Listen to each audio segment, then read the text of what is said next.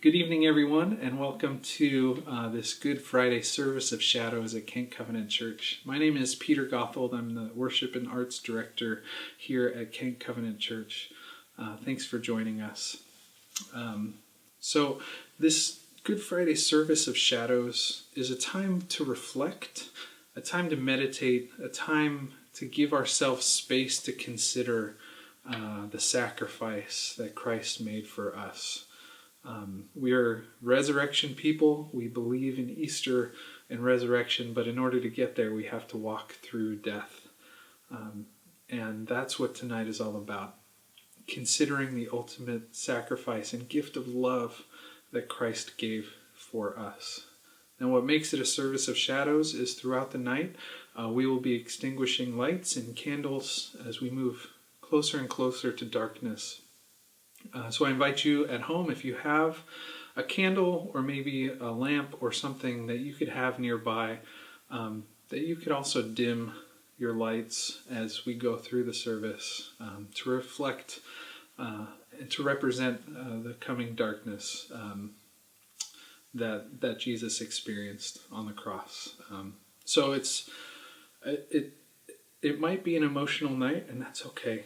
This story is moving. This story is intensely personal, that someone would do this for you, for me. And it's okay to be moved by that.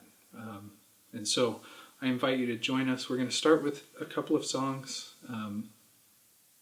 Sing along if you want, or just listen and let the words wash over you as we go on this journey together.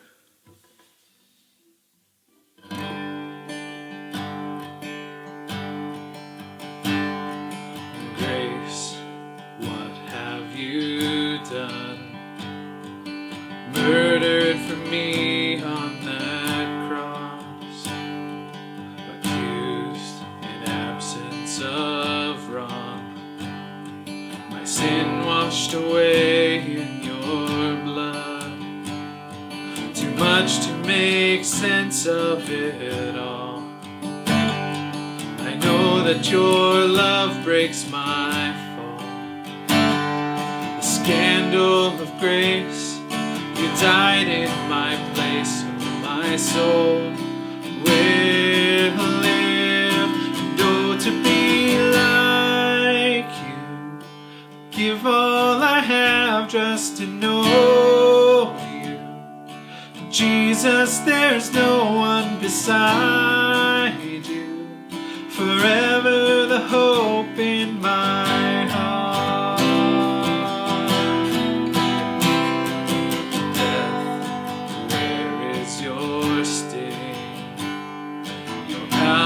As dead as my sin, the cross has taught me to live. The mercy my heart now to sing. The day and its troubles shall come. I know that your grace is enough. The scandal of grace. You died in my place, my soul will live. And oh, to be like you, give all I have just to know you. Jesus, there's no one beside you. Forever the hope in my heart. And oh, to be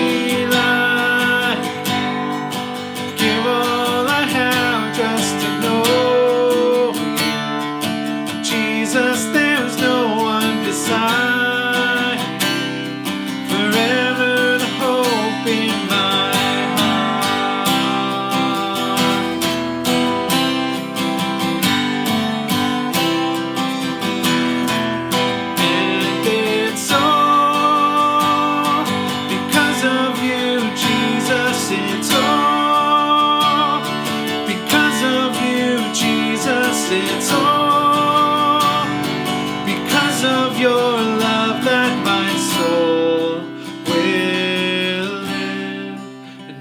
to be like you.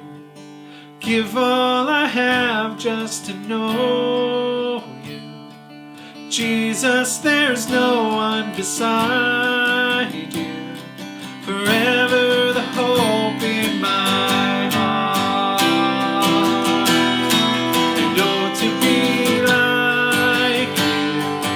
Give all I have just to know. Jesus, there's no one beside you. Forever the hope in my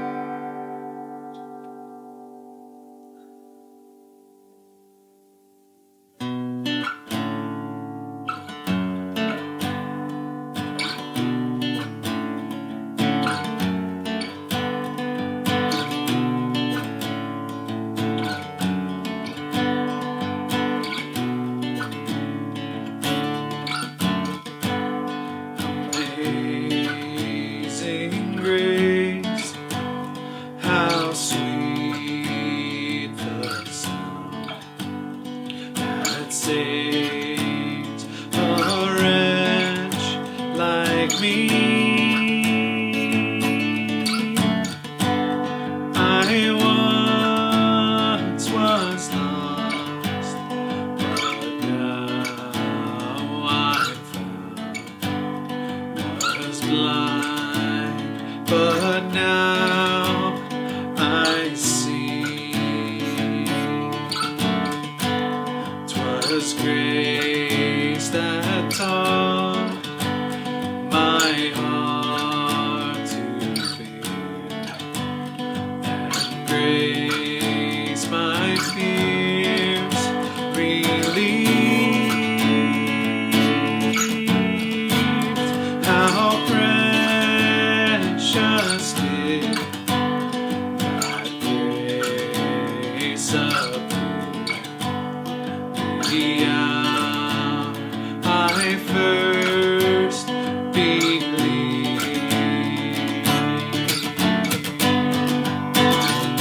Amazing grace that makes us whole. Because of you, Lord, we have something to live for.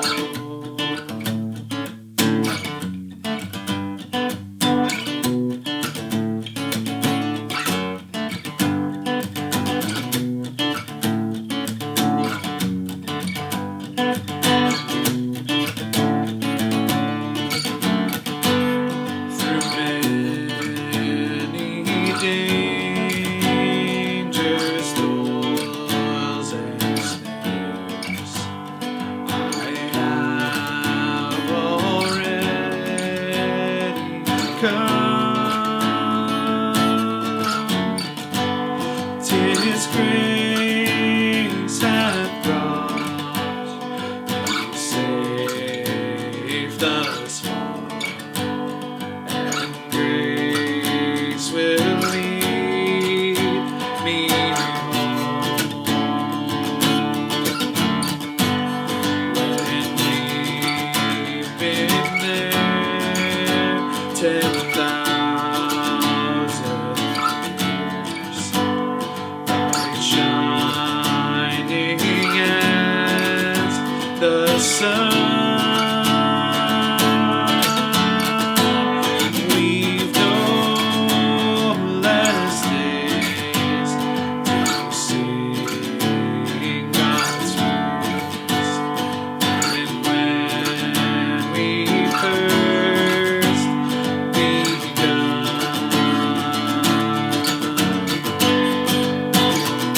Amazing grace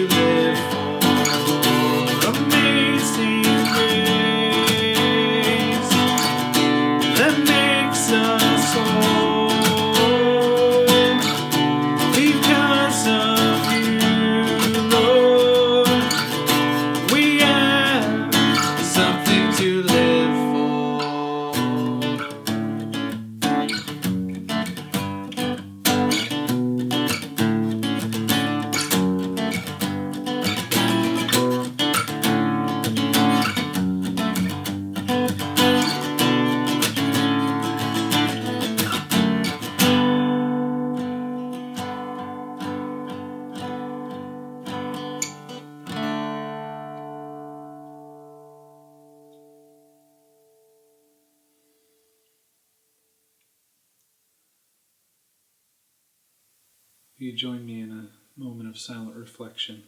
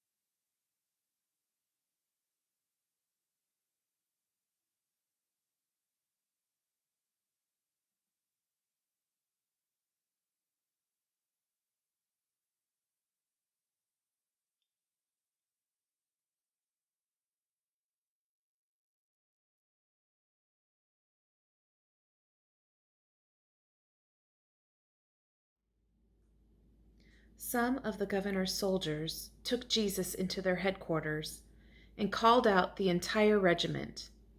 They stripped him and put a scarlet robe on him.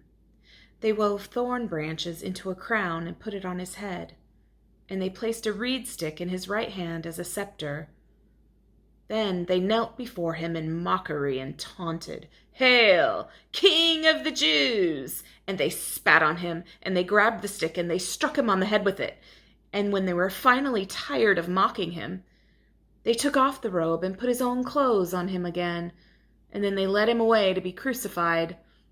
Along the way, they came across a man named Simon, who was from Cyrene, and the soldiers forced him to carry Jesus' cross. And they went out to a place called Golgotha, which means place of the skull.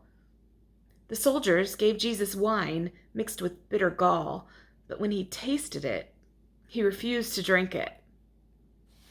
And after they had nailed him to the cross, the soldiers gambled for his clothes by throwing dice. Then they sat around and they kept guard as he hung there. A sign was fastened above Jesus' head announcing the charge against him. It read, "This is Jesus, the King of the Jews." 2 revolutionaries were crucified with him, one on his right and one on his left. The people passing by shouted abuse, shaking their heads in mockery. "Look at you now," they yelled at him. "You said you were going to destroy the temple and rebuild it in 3 days. Well then, if you are the Son of God, save yourself and come down from the cross." The leading priests, the teachers of religious law, and the elders also mocked Jesus. "He saved others," they scoffed, "but he can't save himself. So, he is the King of Israel, is he? Let him come down from the cross right now, and then we will believe in him. He trusted God, so let God rescue him now if he wants him. For he said, 'I am the Son of God.'"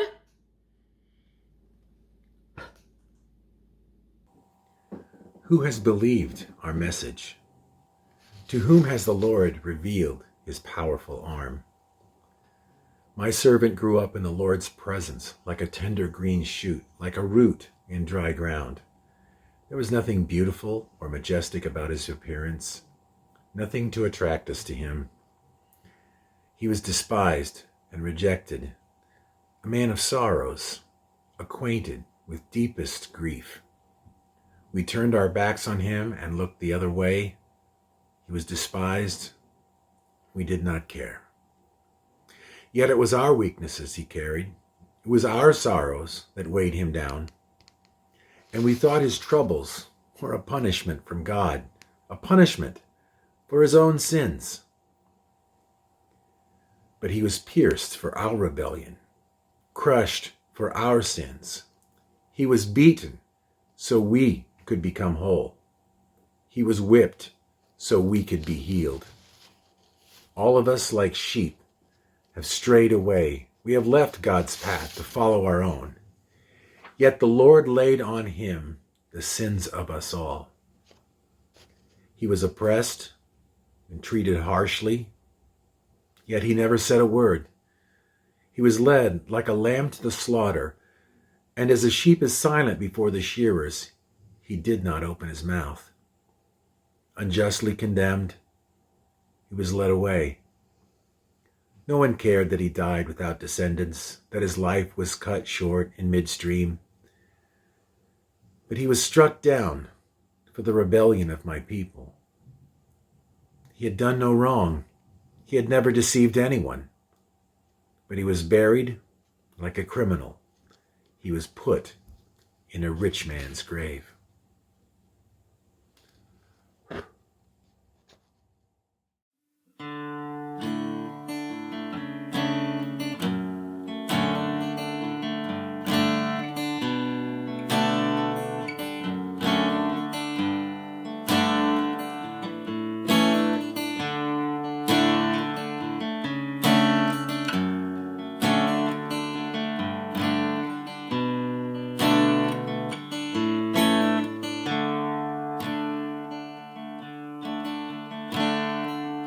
Forgiven because you were forsaken.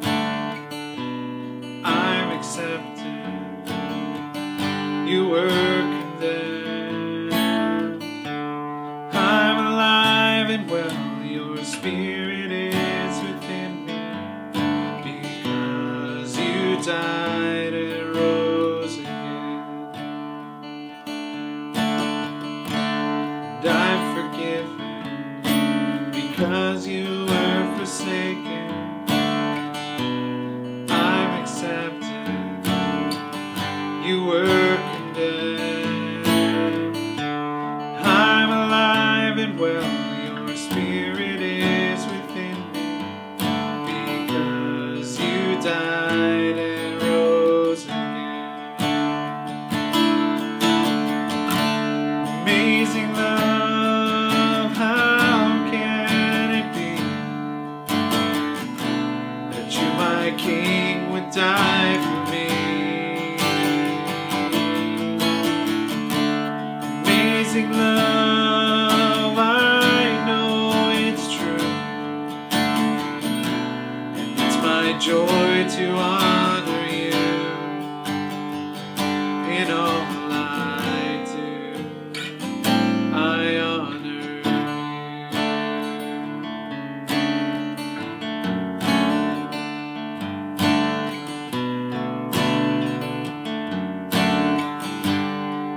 Sing, I'm forgiven. I'm forgiven because you were forsaken. I'm accepted. You were condemned. I'm alive and well. Your spirit is within me because you died and rose again. Amazing love, how can it be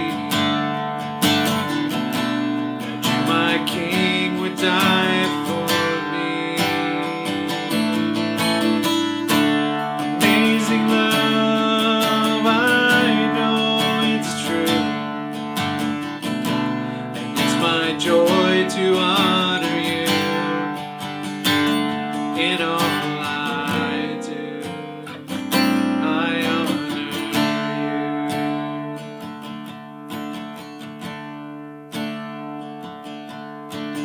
You are my King. You are my King.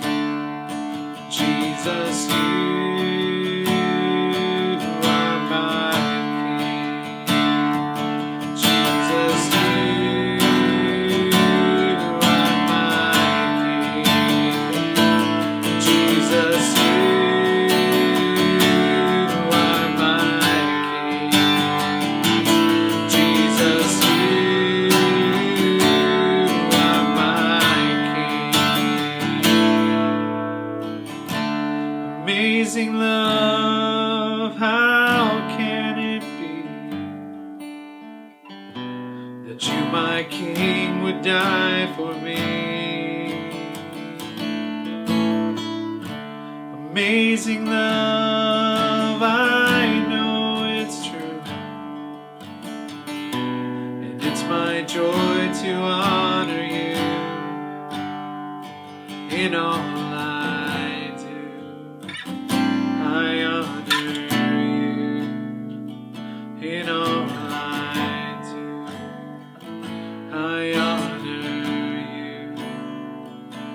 in all I do, I honor you.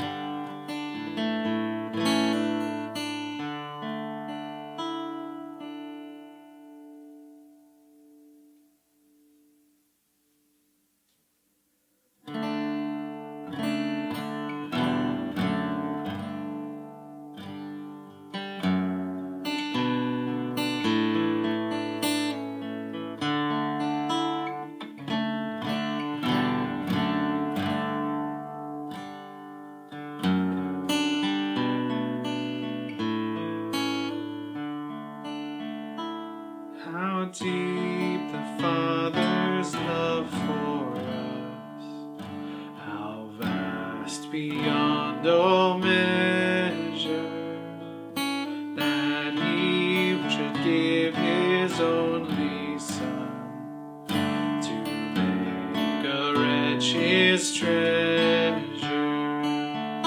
How great the pain of searing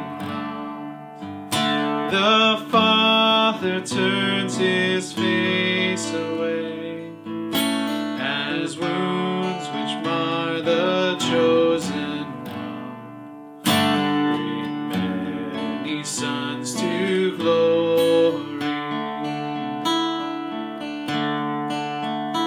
Behold the man upon the cross, my sin upon His shoulders.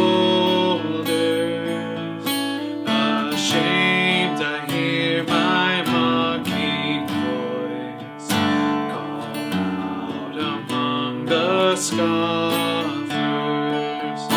It was my sin that held Him there until it was accomplished.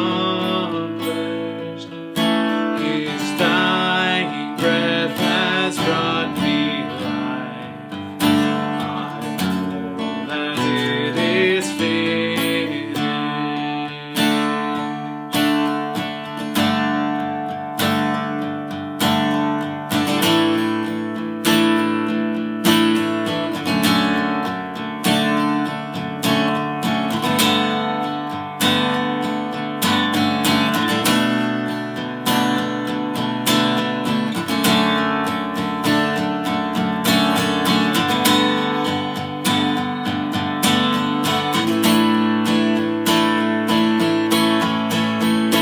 I will not boast in anything. There's no power nor wisdom, but I will boast in Jesus Christ, His death and resurrection. Why should I gain from His reward? I cannot give an answer, but this I know with all my heart: His wounds has paid my ransom. Why should I gain from His reward? I cannot give an answer, but this I know with all my heart: His wounds have paid my ransom.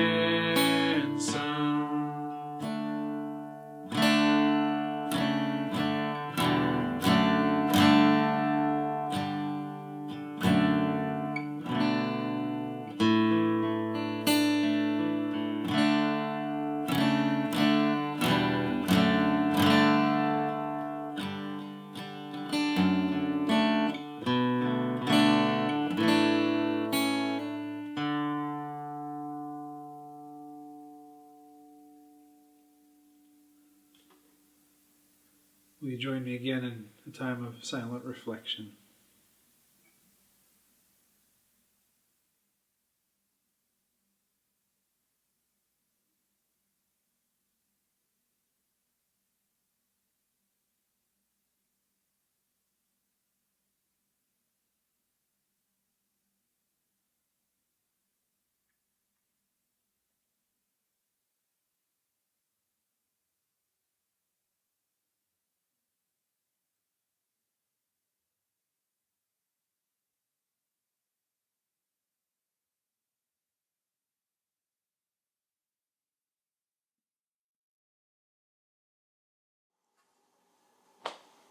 prosecution and execution of Jesus took an enormous physical toll on him.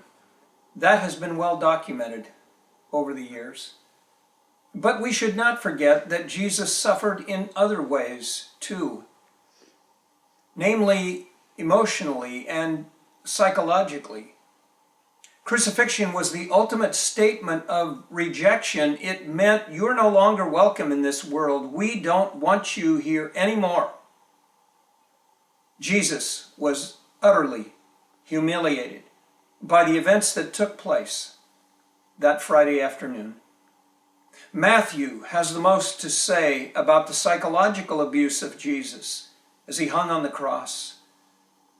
My meditation tonight is from Matthew 27, 34 through 44. Physically, Jesus had been so weakened and exhausted by the beatings that his Roman tormentors thought it impossible for him to carry the cross all the way to Golgotha, where he would be crucified. So they drafted a substitute to help, a man named Simon of Cyrene. But for Jesus, the worst was yet to come. Once on the cross, Jesus was emotionally and verbally abused by most of the people around him. The first were the Roman soldiers assigned to guard him until he was dead. It says they gambled for his clothing as he watched. That would mean his cloak, his turban, his sandals. Other than a loincloth, condemned prisoners of Rome were crucified naked. Jesus may have been the only one to realize the spectacle he beheld among the soldiers was itself a fulfillment of Scripture. Psalm 22, 17 and 18 says, "My enemies stare at me and gloat. They divide my garments among themselves and cast lots for my clothing." The soldiers also put a sign over his head that read, "This is Jesus, the King of the Jews." We know that to be a true statement, but they meant it in jest, a taunt for his failure to take control of the throne in the week gone by. They were gleeful about yet one more Messiah being defeated, while Jesus was suffering on his way to death. Another group to abuse him in mockery were the passers-by. You see, Rome always crucified its condemned on main highways as a way of sending a message to any who might think of challenging Rome's power. These were Jews standing by and watching. They rubbed his nose in the sand of his obvious failure. "Look at you now," they shouted. "You were going to destroy the temple and rebuild it in 3 days. What happened? If you are the Son of God, save yourself and come down from the cross." A song was once written with a chorus that says, "He could have called 10,000 angels to destroy the world and set him free. He could have called 10,000 angels, but he died alone for you and me." How hard it must have been for him to know the truth of those words and yet discipline himself not to do it in the face of their ridicule. Yet another group of scoffers found satisfaction in his suffering. They were the religious leaders of Israel, the ones who bribed Judas and saw to it that Jesus was arrested and, after their condemnation, sent off to Pilate. They were arguing for a death sentence. They may have been the happiest of all. It was their establishment he had so threatened. As they watched him dying on the cross, they justified their actions and congratulated themselves on their success. He saved others, they boasted, but now he can't save himself. So he is the King of Israel, is he? Let him come down from the cross this minute and we'll believe him. He trusted God, so let God rescue him now if God wishes to claim him, for he did say, "I am the Son of God." Surprisingly, these religious leaders did not understand how they had just fulfilled the prophecy of Psalm 22 about the suffering servant to come. Everyone who sees me mocks me, it says. They sneer and shake their heads, saying, "Is this the one who relies on the Lord? Then let the Lord save him. If the Lord loves him so much, let the Lord rescue him." And finally, those on his right and on his left shared in the taunting, at least for the moment. Luke tells us that later one of them, impressed by Jesus' righteous determination, spoke to Jesus in kind words and defended him, and then asked that Jesus remember him when he came into his kingdom. Yes, God could have rescued him. Yes, he could have called 10,000 angels to destroy the world and set him free. But he chose instead to die alone for you and me. It was General William Booth of the Salvation Army who said, "It is precisely because he refused to come down from that cross that we trust him for our salvation."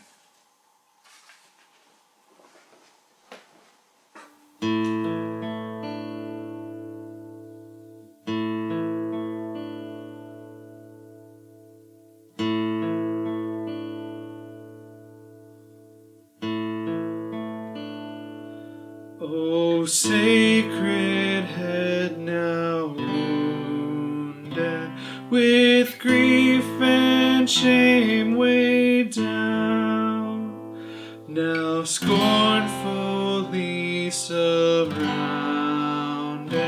with thorns your only crown.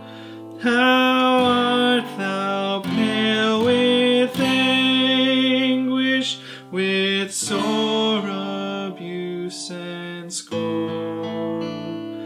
How does that visage languish, which once was bright as morn?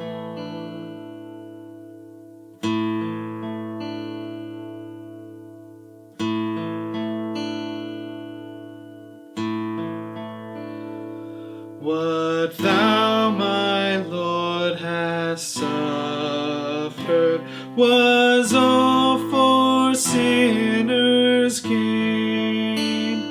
Mine was the transgression, but thine the deadly pain.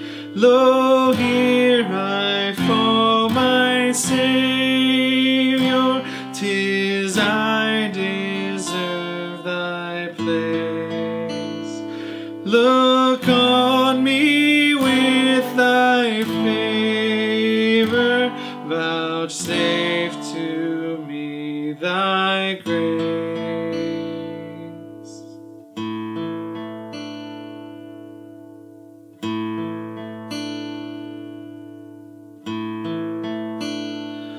What language shall I borrow to thank thee, precious friend, for this thy dying sorrow, thy pity without end? Oh, make me thine forever, and should I fainting be, Lord, let me never, never outlive my love to thee.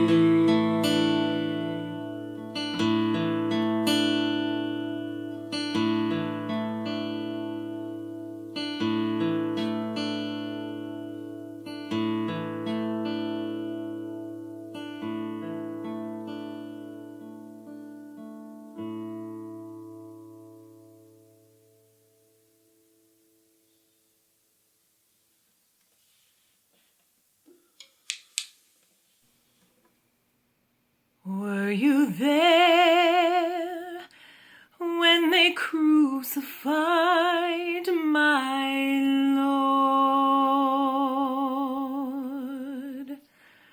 Were you there when they crucified my Lord? Oh,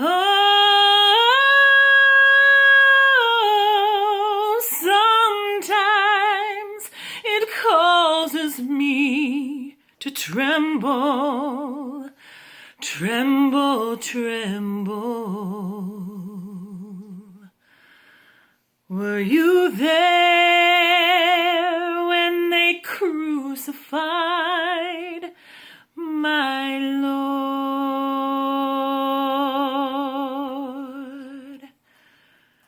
Were you there when they nailed him to the cross? Were you there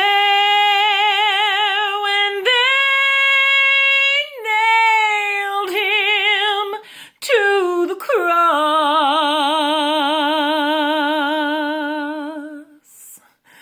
Oh,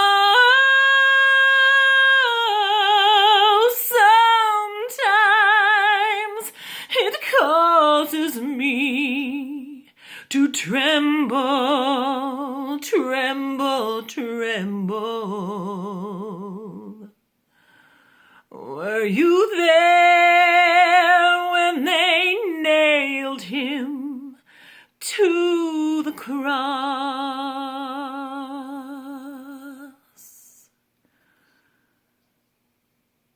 Were you there when they laid him in the tomb?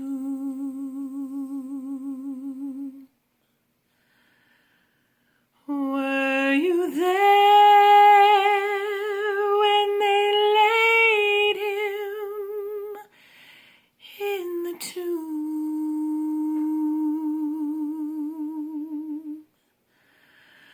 Oh,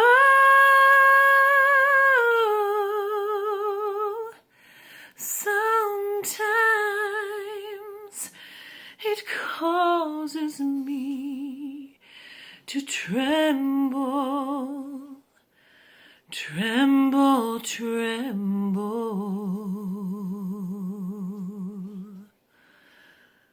Were you